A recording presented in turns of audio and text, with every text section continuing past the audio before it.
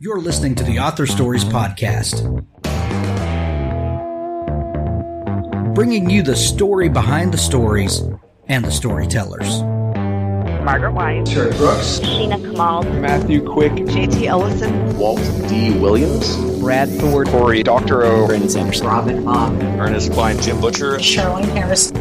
Visit hankgarner.com for archives of all the shows. Today's guest is... Thanks for joining me again for the Author Stories Podcast, where I bring you the story behind the stories and the storytellers. Today, I am super excited to have Scott Carson back on the show to talk about his brand new book, Where They Wait. You may also be familiar with Scott by his other writer name, Michael Carita, and Michael/Scott. It has a brand new book, Where They Wait. It's amazing, and I know you guys are really going to love it. Welcome to the show, Scott. Thank you. Appreciate the chance to be back under any name. So, Scott, since we chatted last, the world has been a little weird. We've weathered a pandemic and coming out hopefully for the better, gradually on the other side of it. What has your last year and a half been like in your writer life? Crazy. I mean, like everyone, I guess I want to always preface that by saying my family was fortunate enough that they all stayed healthy. So that's great. Certainly, better than a lot of people experienced. But it was a weird time to be a human, period, let alone a writer. I've got my first event in almost 2 years that will actually have people tonight. And it's still a mask requirement, and where we are, the rates are really low, but it's such an odd time. And the book Where They Wait actually comes out of that moment. This is the one that I conceived of and wrote during 2020 and during lockdown, and really the story comes from thinking about in those early days of lockdown. I read an article that referenced the soaring numbers of subscriptions and downloads of these mindfulness apps. Right. And people were trying to cope with their anxiety by using a Headspace or a Calm or a 10% Happier. I mean, there are a bunch of them out there, and it made complete sense. But then the the writer part of my brain kicked in and said, I was just thinking, like, do we really feel comfortable outsourcing our subconscious needs, like our emotional needs to tech? And I just kind of ran with it from there. And it ended up being a book that, while the pandemic is never mentioned, I think it's very much of the paranoia of that year. Yeah. So I have to ask you this, and we'll get back to talking about Where They Wait in just a minute, because that's fascinating where it came from. But, most writers spend, a lot of their days kind of sequestered quietly in their writing office or their, writing space, and, with just them and their, laptop or whatever the device is that they're using. And so, being quarantined and kind of stuck at home, it is not that big of an adjustment for a lot of writers. But there is some kind of mental gymnastics that go on with knowing that the rest of the world is doing what you normally do on any given day, and stuck at home. How did it affect you creatively? It's a great point. It's a great question, because I remember in the early days, I had this bizarre desire to jump on a subway and go into the office, because it felt like the human solidarity of everyone who lived in that kind of world was being sent home suddenly. And you want to, I think there's an emotional desire to share these sort of sacrifices and the changes and the turmoil. And then you take a breath and realize, how fortunate you are to have a scenario where I'm already, as you say, I'm set up to work from home. My professional life doesn't change. So that's great. But then it's figuring out how to block out the noise of the outside world. And in those early weeks, it was really difficult for me. I mean, I remember, I felt like I was just consuming news 24 hours a day.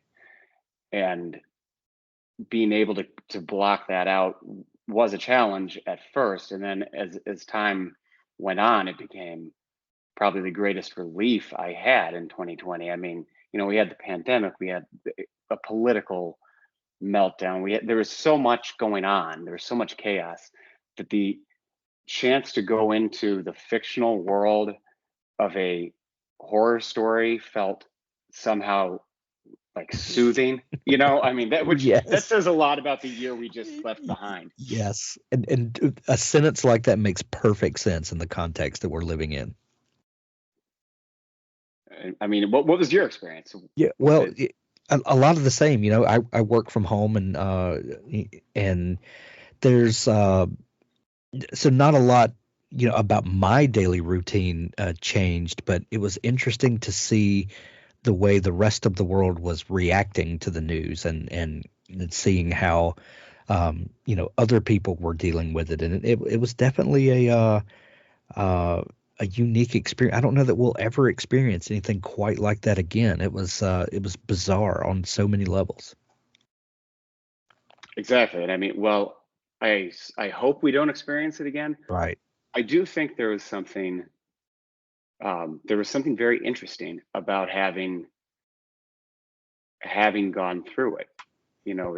In my generation, there hasn't been anything close Right. to that sort of like prolonged trauma, and it creates very interesting ripple effects. I mean, I don't know about you, but it definitely deepened some friendships for me, and it made me think about friends and family in different ways, and it made me think about place in different ways. I have always, I think, had some decent gratitude for where I live, but during those early weeks and months of full on lockdown, I was in Bloomington, Indiana when it started, and then once we could finally get a test here, my wife and I went to Maine, and I mean, I've always appreciated the natural environment and the space there, but never more acutely than last year, when I was always on the phone with people who were living in LA or New York, and they're holed up in apartments trying to navigate online school for their kids. And I'm thinking, like, I felt guilty about, I can walk out my door and I'm, in a park essentially. So it gave me a Right. different perspective and appreciation for sure. Yeah, we live kind of out in the country, about 10 miles out from our nearest town, and we have about 10 acres of yard, surrounding us, and the ability to walk outside and just carry on with your normal day. I really felt for people that were kind of sequestered and on top of each other, if you will, in places like New York and LA. That had to be a sort of mental stress that is definitely unique to this experience. Oh, 100%. I mean, I got to the point where I sort of dreaded, in the small talk beginning of a Zoom conversation or a phone call, I was dreading having someone ask where you are, because so many of the people that I was doing business with, were in that circumstance of just a whole different level of lockdown experience. So, Right. yeah, you're right. It gives you an appreciation for things that you might have overlooked, and it brought to mind a lot of experiences that I've only really known as a reader. I was thinking of like some of Stephen King's work. He's always been drawn to the sort of siege novel, whether Right. it's Under the Dome or The Mist, and the way people react and either form a closer tie, or they develop a deeper distrust. And it was like watching one of those things play out around you. Definitely interesting stuff. Hard for me. I know some writers grabbed onto it and put it right into the work. And we have the masks and the moment. captured in their work in real time. And I started Where They Wait with that in mind. The first pages I sent to my editor and my agent referenced, I think I referenced the pandemic on page 1 as a reason that Nick Bishop, the narrator, is like headed back to his hometown. And then I couldn't deal with writing that in fiction. It just seemed to exhaust me, and I thought it was probably going to exhaust the reader too. So I just let it kind of like float out in this time where, it's contemporary, but I never nail down a year, and I never address anything related to COVID. I'm glad you brought that up, because now being in the fourth quarter of 2021, and hopefully we are going, maybe next year we'll get back to as close to normal as we used to know. So it does seem like we're coming through it, and we're getting better and better by the day. But what we're now seeing is this is a perfect example. Where They Wait came out of this time, and you even talk about sorry, I thought I turned that off. You talk about how your personal struggle with deciding how much of the present affliction to put into the book. We're now seeing more and more books that are coming out that were birthed during this time, and only there's only a couple that I can think of that directly reference COVID and the pandemic and the lockdowns and all of that. Most people have found other ancillary events or side effects of that then springboard novels. Do you, as a reader, let me ask you this first, as a reader, how would you feel about reading a thriller or something that directly kind of holds a mirror up to what we just experienced? I would try it, but I can't say I have a real appetite or hunger to dive into it. But it would need to be, the right writer and the right approach. I was just reading a review in the New York Times of, I can't think of the name. It's like Our Country Friends, I think, which is set entirely in the early days of lockdown. This group of people get out of the city, and then they're at, they all kind of form like a pod in one person's sort of country estate, and it's written by a hell of a writer, and I'm sure it's very good. But reading the review, I can't say that I thought, oh great, this is the thing that I want to dive back into. It still feels a little fresh to me, but that's just, that's one subjective opinion. Dabble is a proud sponsor of Author Stories. Dabble is an easy-to-use, cloud-based writing tool that gives writers a way to organize, plot, and create amazing stories wherever they are. Write in our desktop app, on your Mac or Windows computer, tablet, or mobile device. Dabble syncs your latest version with the cloud on all your devices. Write anywhere and anytime inspiration strikes. We got you. Dabble is my preferred writing tool, and I think it will be yours as well. Visit dabblewriter.com for your free trial. You have an amazing story idea. You execute the writing and editing flawlessly, and now the only thing missing are readers. We can help you go from author to author superhero with Story Origin. Story Origin is a one-stop shop for marketing tools with a community of amazing authors working together to find reviewers, build mailing lists, increase sales, and collect feedback from beta readers. Everything an author needs, all in one place, from providing review copies or beta copies, reader magnets to ensure you stay connected with readers, easily distribute audio promo codes, universal retail links to send readers directly to the proper point of purchase, or provide direct download links for members of your mailing list. Story Origin has all the tools you need in one easy-to-use site.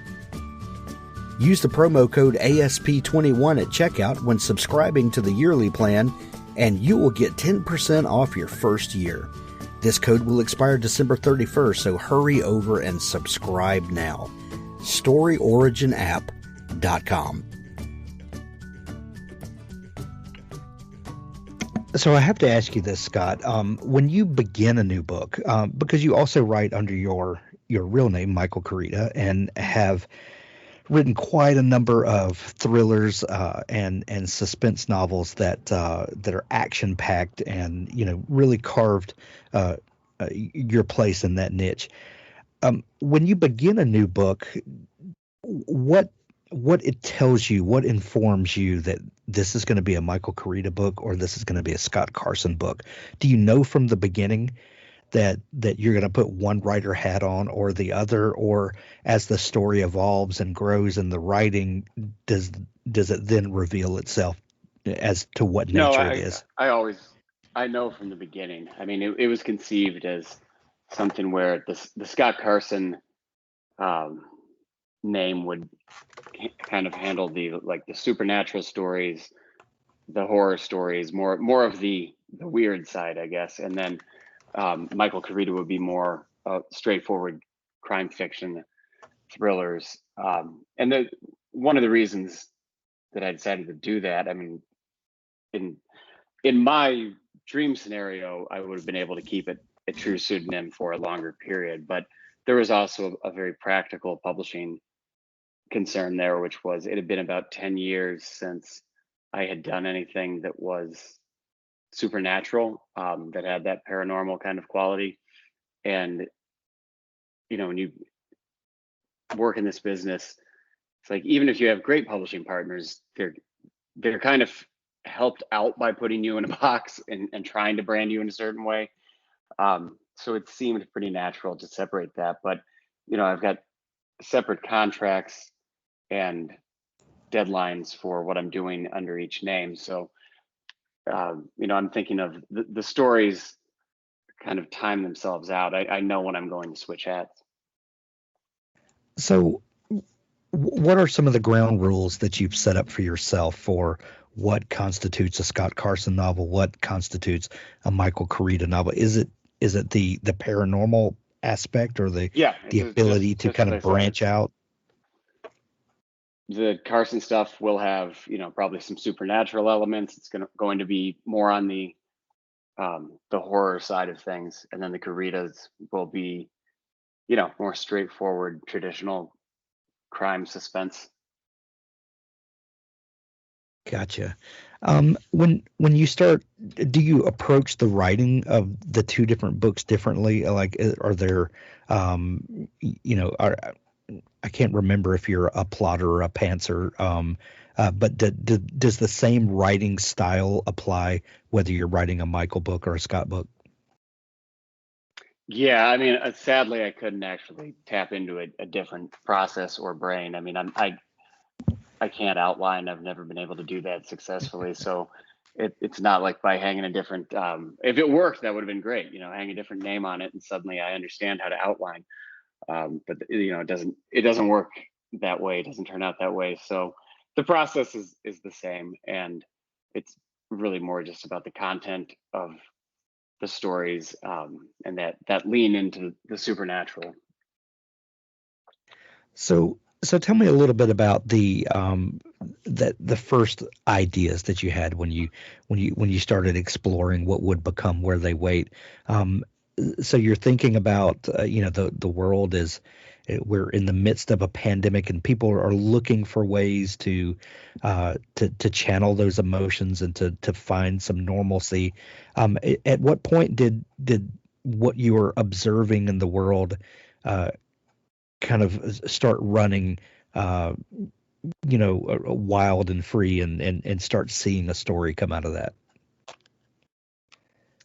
Well, I've had an idea for a book sort of similar for a few years, and I kept thinking I would write it and then I would discard it and move on to something else, because there's an element that just felt very familiar. I had been thinking about a story in which a guy pulls into his local, Walgreens or CVS, and he's just there to pick up like an allergy prescription, and they give him his bag, and it has another bottle made out to him, and I had the name. It was Clarity, and so the substance is not anything he's ever heard of before. And then he goes home, does his Google thing, and it's like, this medication doesn't exist.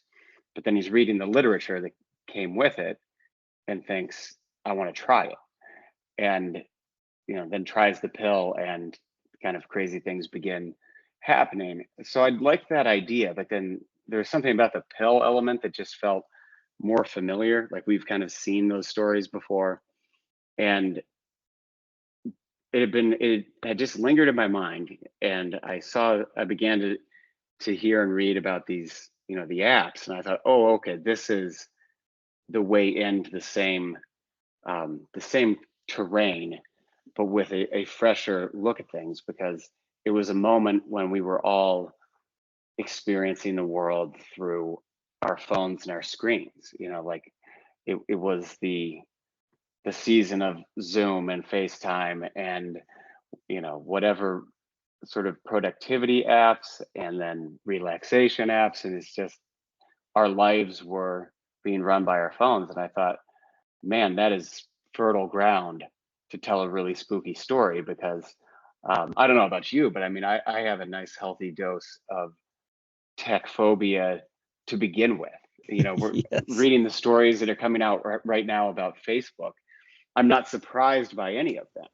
It's like, okay, Right. they weighted the algorithm in favor of anger because anger got better reactions and kept people on the site longer. And I mean, none of those things are really surprising to me, because the whole game is, we need to hold you here. Once we have you, we have to keep you here.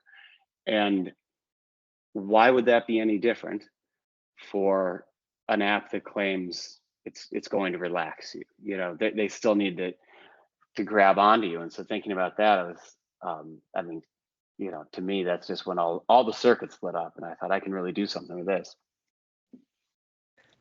Where did the character of Nick Bishop come from? Probably from imagining what would have happened if I had stayed in journalism. Because I was working for a newspaper, and at the time I was young, and I had gotten some nice opportunities. I'd written some stories that, got nice attention, won some awards, and I had an opportunity to move on to a larger newspaper that was appealing. I thought about it. And at the time, the way they pitched the job to me, it seemed like an incredible opportunity to do enterprise reporting and kind of find the story that I wanted to tell. And they wanted me doing bigger, in-depth pieces. And as a journalist, it was extremely appealing. But when I think back on that now, I mean, what happened in that industry was it's been such a bloodbath with Gatehouse, and I forget the other hedge fund that has just been gutting these newsrooms. And so I look at that and I think, there's a very real possibility that if I had gone into that business, even kind of riding high as a young guy, I easily by now could be laid off and looking for the next thing. And I think that is why I decided to write in first person, which I haven't done in years. Nick's character felt like one I could inhabit very easily, because I felt like I could be this guy. I literally could have had the job that I turned down was in Florida. So I set him up as, he's been around. He did a tour as a war correspondent, but it's for a Florida-based newspaper. And when we pick him up at the beginning of the book, he's been laid off and really he doesn't know what the next thing is. So he takes this opportunity for $5,000 to do like a puff piece for the alumni magazine in his hometown. And he ends up, back home with all of the complicated emotions that sort of return would bring. And it felt very easy for me to step into that and see it through his eyes.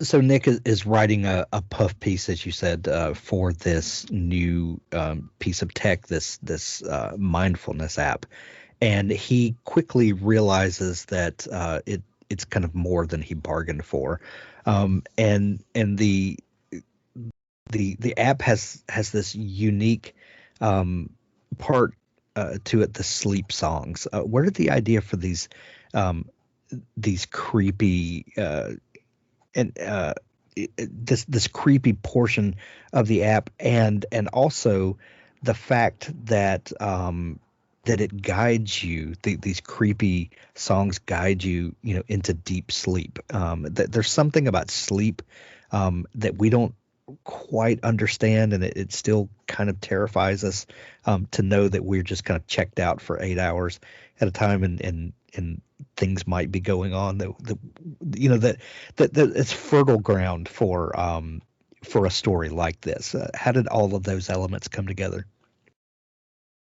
Sure. I mean, it's very fertile ground for this world because sleep is the closest we get to death. I mean, until you're all the way there, sleep is about as close as most of us are going to experience. Right. And then there's the dreaming element too, which we understand a little bit about dreams, but there's a lot we don't understand too. And so one of the elements that the Clarity app claims to be doing is shaping your dreams. And it's like, well, what if we could remove all of your nightmares and remove all of your stress, and we're going to promise you that your sleep is going to be, soothing and relaxing. And you're going to wake feeling refreshed and with a clear mind and energized. It's like, how many of us would say, well, like, hell yeah, sign me up. That sounds great.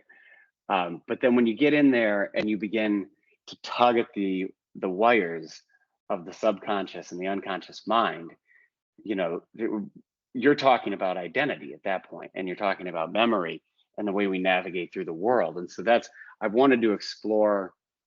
I got into this side of research when I wrote a book called Last Words, which involved memory, but also that was primarily focused on hypnosis. But the research was fascinating to me, and how much we are beginning to understand. But then there's this, vast sea of unanswered questions on the other side. And this was a chance to return to that idea of how do we remember things? How do we form our sense of self? And what role do dreams play in that? So, to me, that's, as a horror writer, it's just a pitch right down the middle. I mean, I Right. love the idea of a song coming in, and song is very interesting too because it's, they outlast so many other things, and we remember songs much easier. It's a great way actually to teach foreign languages. We remember songs in a way that we struggle to remember the written word or the spoken word. And so I thought that element of adding melody and cadence just made it much more visceral and tapped into another sense, hopefully for the reader. I think people from our generation have more of a healthy distrust of technology. As someone who grew up in the 70s and 80s, um, I got to see the computer revolution, which then bled into the internet revolution, and now the mobile space, and how that is kind of shaping and affecting our lives. Younger people, like people my kids' age, just embrace things, and it just have a tendency to just dive all in because they've been surrounded by this technology their whole life. In writing this story, did your attitudes about technology and its role in our life and the way that we trust or distrust technology, did your attitudes about any of that change in writing this, or did it just kind of solidify where you already were? Yeah, I think it's the latter, which might be kind of sad. But the more research I did and the more I read, it's, you know, these companies are, the profit requires our attention.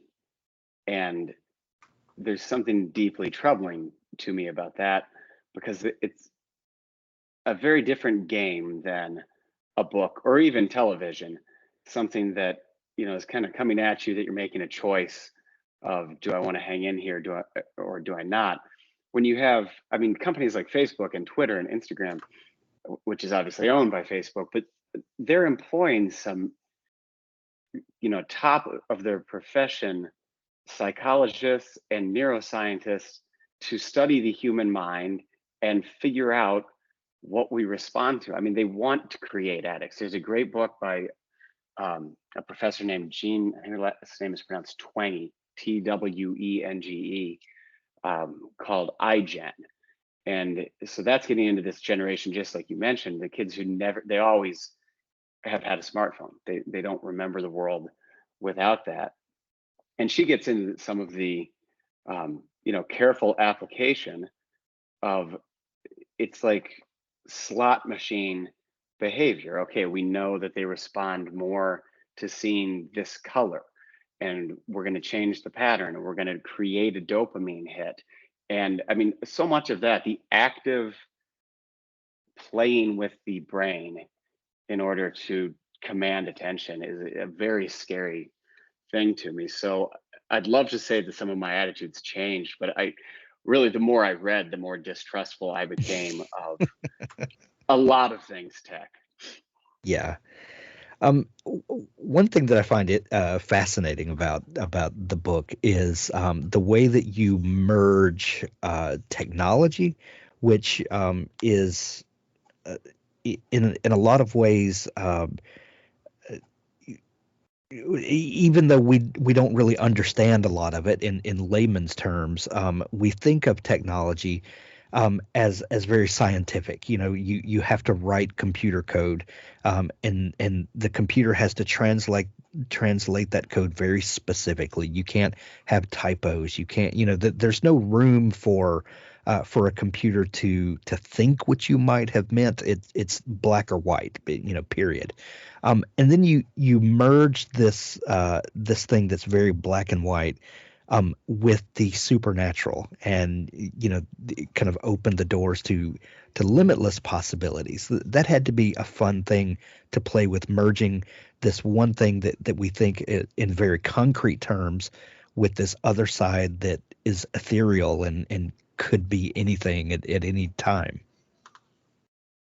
Yeah, I mean, I wanted it to feel like a classic ghost story, a campfire ghost story wrapped up in new packaging.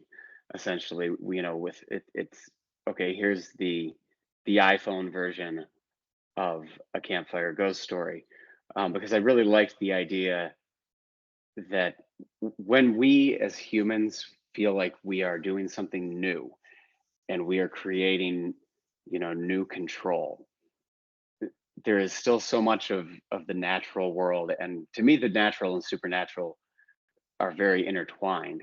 There's so much of this in our past that we've already forgotten, and there are primal things that our minds used to know that we've lost along the way.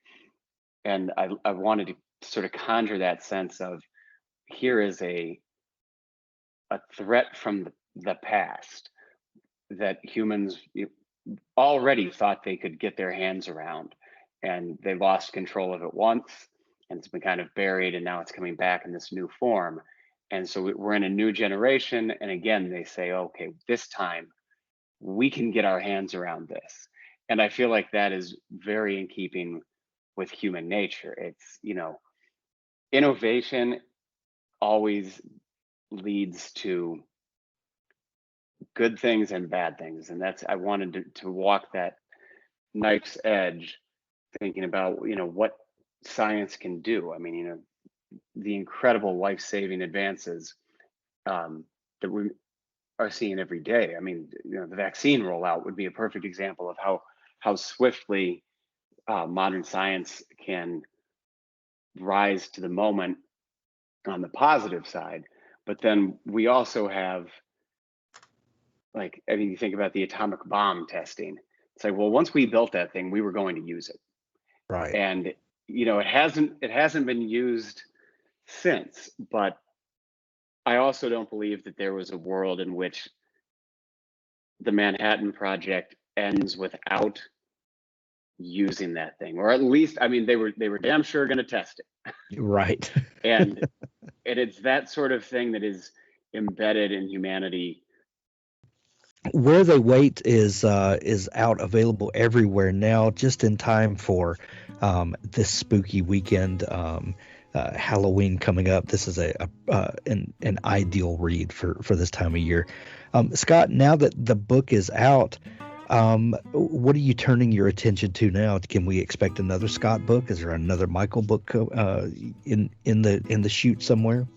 Yep, you can expect more from each of these guys. I've got a book coming out next summer under my real name called An Honest Man. That's a thriller I'm working on a rewrite of right now, and enjoying that one. And I'm neck deep in a script adaptation of Never Far Away, which has been it's a great team, great experience. So I'm very guardedly optimistic on that one. Is there an outlet for that slated yet? No, I mean, I'm writing it for the studio, and then in terms of where it goes from here, we'll see. But it's, as I said, it's been a great team, and I feel about as optimistic with this one as I have in a long time. So hopefully more news on that front soon. That's fantastic. Where They Wait is available everywhere now in Kindle edition or hardcover, also audiobook. Have you listened to the audiobook yet? No, just bits and pieces. I can't listen to my own stuff. I'm too sick of it by then. But the narrator is fantastic, Robert Petkoff, who he's really, really good. So yeah, I was thrilled to have him. Excellent. Well, we're going to put links to all those places in the show notes where you can grab those. Scott, if people are just discovering you and want to dig into all the great stuff that you do, where can they connect with you online? michaelkorita.com is probably the best place. So Koryta. If you just throw that into Google, you find me. There aren't too many of us. Great. We'll link that up as well to make it easier for folks to find you.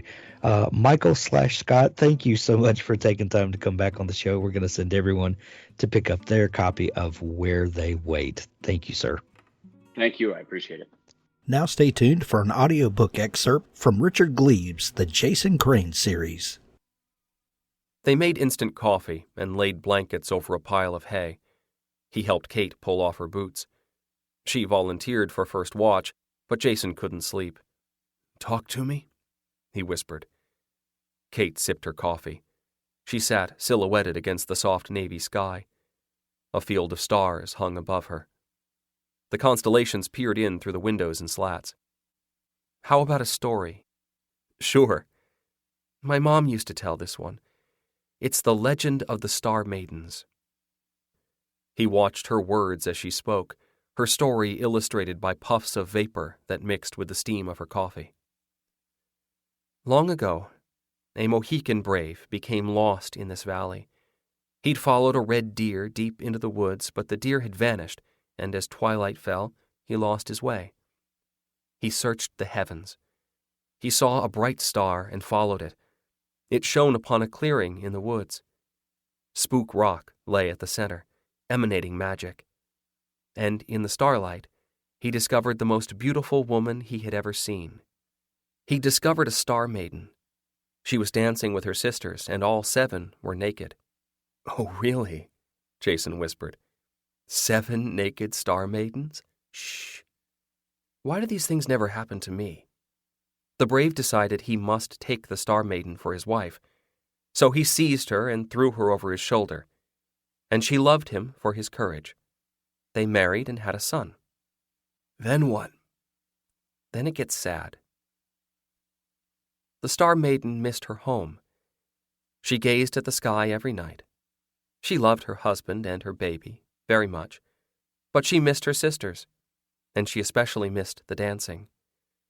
So she snuck away one night and returned to the sacred rock. and she begged her sisters, please appear to me for one last dance. They came to her and took her into the sky. Kate's silhouette swayed. One last dance. It was wonderful. And when the dance was finished, they sent her back to Earth. She thought that she'd been away for only a little while. But that one dance had taken many, many years. She ran back to her husband, back to her baby, but they were gone. Her home was empty. The hunter had stopped waiting for her. He'd given up hope that she would return. He'd taken their child and had left with his tribe. One last dance had cost her everything, and she had no home at all. Jason could sense something roiling inside Kate, some brew of feelings that the story had stirred. He wanted to leap up, to grab her and carry her off, his star maiden and wife. She climbed up to Spook Rock. She heard no music, only wind. She died there of her grief. She dwindled and lost her star form. She became a will-o'-the-wisp, fluttering between the trees. And see that constellation? The Pleiades. Those are her 7 sisters, watching down from heaven. And, to this day, if a girl has lost her true love, she can go to Spook Rock and dance, and the star maidens will bless her. They'll grant her one wish, any wish at all, except one. They can't make her true love return.